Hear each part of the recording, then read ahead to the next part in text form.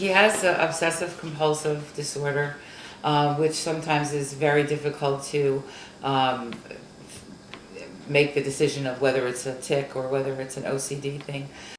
He really doesn't have ADD, which sometimes accompanies Tourette's. He had some learning disabilities, and he had oppositional defiant disorder and rage disorder.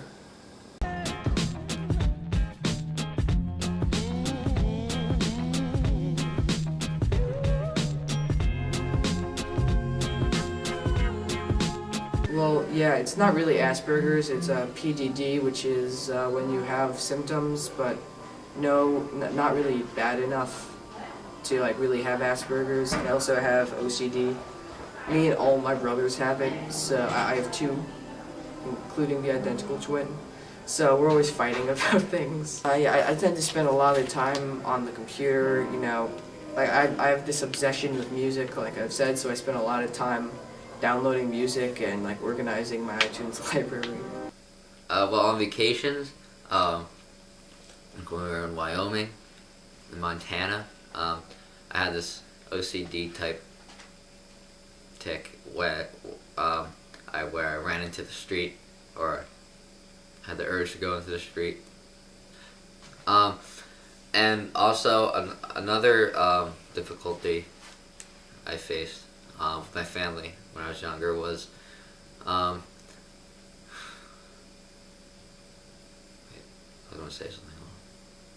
Another difficulty I faced at home was my tic of throwing things, throwing objects, and I broke some dishes and cups.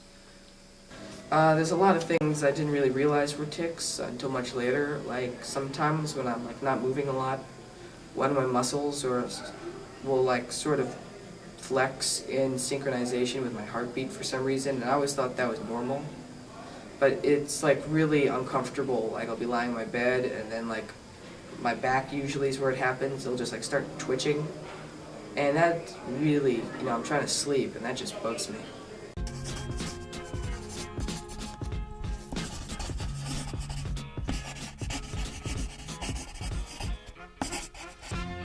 Well, I'm a pharmacist, and I've seen a lot of the different medications and spoken to a lot of different people. He was started on a medicine called clonidine, which is what they normally, for the most part, start a lot of kids on. That didn't work, or sometimes there are side effects involved with the medication, so he had to be switched. There was really only one medication, Risperdal, that worked very, very well when he was first put on it. Unfortunately, the side effect of that is weight gain, and he had gained quite a bit of weight. So for that reason, and it also outlived its usefulness, we stopped the Risperdal. But there really isn't any medication that's going to, you know, obviously cure Tourette's, or it might take the edge off of the Tourette's, but there really isn't anything that's going to work for the most part. I was prescribed like probably over 30 or 40 different medicines during my life for one thing or another related to OCD or Tourette Syndrome or ADHD. And it took a long time. It was only until a couple years ago when we found the right combination and doses of medications that I really was able to, so that I was able to function normally, to my best ability. And but before, when we were trying to figure out how my medicines would work together and what were the best medicines for me, I had some trouble, and I had some side effects. I couldn't sleep sometimes. I had like drowsiness. I fell asleep in school a few times in elementary school, which is obviously frustrating for me because I'm not the kind of person that really wants to fall asleep in school, especially elementary school. Since Tourette's is a syndrome and not just a tic disorder, he's now on a lot of different kinds of medicines some of which are really not used at all for tic or movement disorders. They're used for antipsychotics and antidepressants and anticonvulsive, right? And so he's on an anti-anxiety. So he's on sort of a cocktail right now of medicines, which to get him to that point is difficult. And when he was a little younger, he sort of put up a little bit of a fuss sometimes about taking his pills. He was always pretty good about taking them, but... Well, now that he's older, I think he's putting up more of a fuss. Yeah. And, I think we're trying to actually wean him off a lot of his medications and maybe not make him completely medicine-free, but maybe the least amount of medication. One of the biggest side effects, literally and figuratively, was I gained maybe I was about 30 pounds overweight in elementary school and around 5th grade or 6th grade, whatever. I gained I was maybe 30 pounds overweight or maybe a little bit more during middle school, during around 7th grade or so, 6th grade, and when the medicines, when we changed medicines or lowered the doses and adjusted that, I dropped a lot of pounds, and but it was somewhat of a hassle because, I mean, it wasn't really fun. It wasn't like I was trying to gain weight. I mean, I ate more because of my medicine, and my medicine, I think, slowed down my metabolism, and I was just overweight.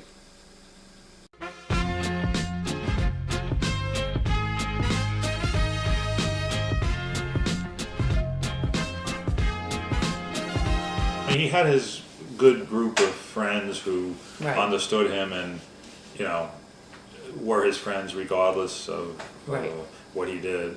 A couple of his friends, he would tick in front of them, and I guess he'd feel comfortable doing it, whereas if a stranger came in who he met for the first time, he wouldn't do it. So they understood it, and they were his friends who liked him no matter what his condition was. Right. I would say there's a misconception still among a lot of people, but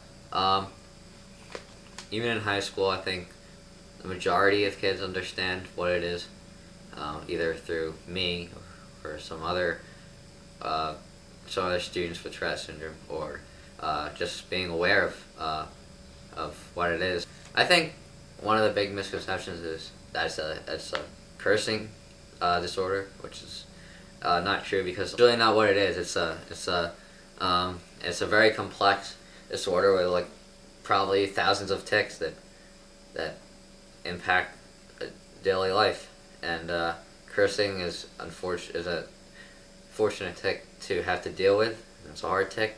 I don't have it personally, but there are many other things that you have to deal with, and I think the fact that people think it's funny when people with Tourette syndrome curse, I think they should think about how they would like it if they could, curse, if they were forced basically to curse, uncontrollably, especially in a serious situation. If people don't understand how scary and more so just frustrating that would be, and people might be like, oh, I can curse whenever I want. That would be really cool, but it's really not. If you really get down to it, Tourette syndrome is like any other disease or disorder.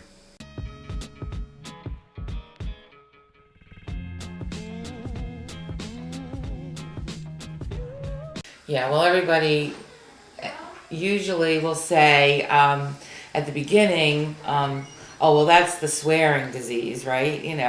And we have to correct them on that. A lot more people know about Tourette's these days. A lot of people think of the worst case scenario about Tourette's, the cursing and the barking and the hissing and the vocal aspect. In nerves of my brain, annoying Tourette syndrome, sometimes when I'm tense.